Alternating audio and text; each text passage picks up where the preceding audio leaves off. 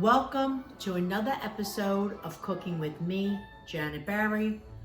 Coffee because it's morning time.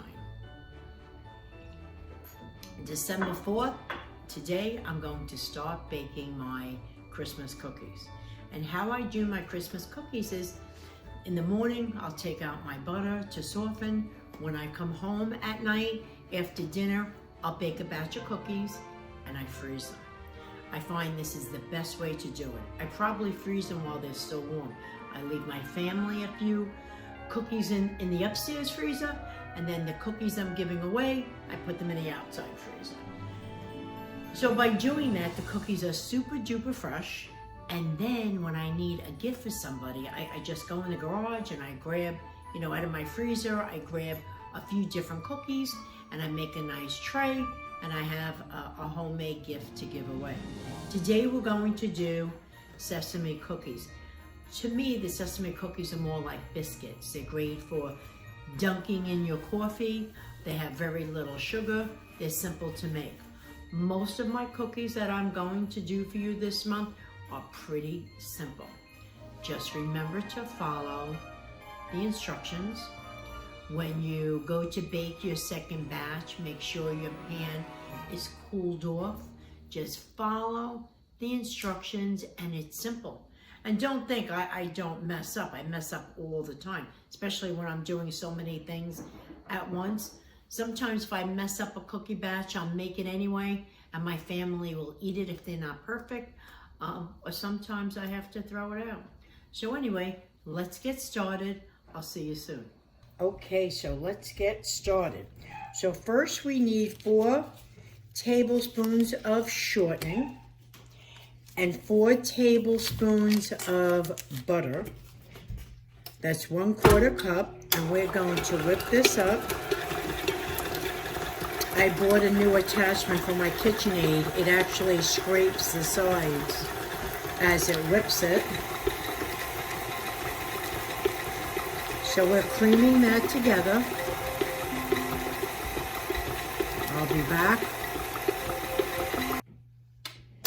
Okay, so we're whipping 4 tablespoons of unsalted butter, 4 tablespoons of shortening, 3/4 cup of sugar. Cookies are simple. You just have to follow the instructions. 3 eggs, 1 at a time.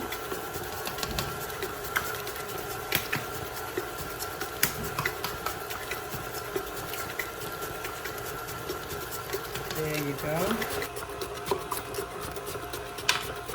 I'm going to add, when it's done, 2 teaspoons of vanilla extract.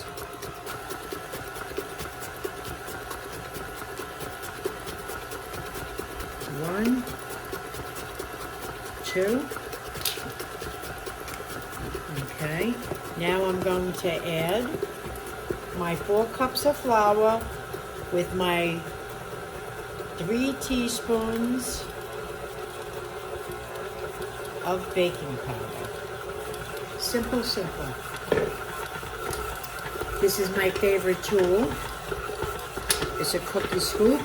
It's 2½ teaspoons. So we're just going to mix this together until it comes together.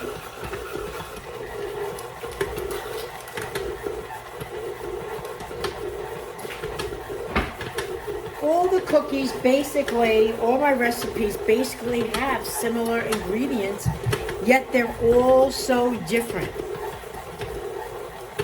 It's the way you prepare it. Sometimes the butter's melted, the flour is sifted, more sugar, powdered sugar. So you see how that's coming together?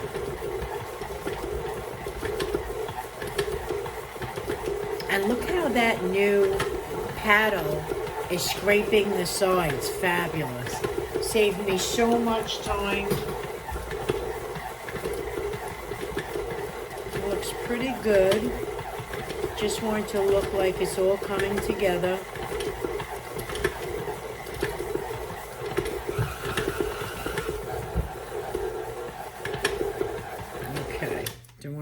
do it. So I'm able to scoop out my cookies. Out of this recipe, I get about 33 cookies. I have one batch in the oven. And now we'll shape them, so we'll be back in a minute. Okay, here's a cup of water, and here's about 2 teaspoons of sugar. I like to sweeten my water. Just dissolve that a bit. And I'm going to pour it in with my sesame seeds, stir that up. I'm just dampening them. I'm going to roll my cookies on these. And how I'm going to do this is, okay, here we go here. And now I'm just going to drain out the water. There you go. Very simple. And I'm going to measure out my cookies and roll them in the dampened sesame seeds. So I'll be back in a minute. I'm going to measure out, like I said, I'm going to measure out about 33 of these. After I measure them out and form a few of them with you, I'll show you how I roll them in the sesame. So I just want to show you how I do this, because they're going to be coming down for dinner soon. I don't want it to be noisy. So I use this smaller one. It looks like maybe 2 teaspoons full. So they're all the same size, you can see. So I'll roll them out. You know, first I scoop them, then I roll them, and then I roll them in the toasted sesame. And they'll probably be close to all the same size. There you go. So I'll be back when they're all done. See that? If you make the cookies too large, they take longer to cook.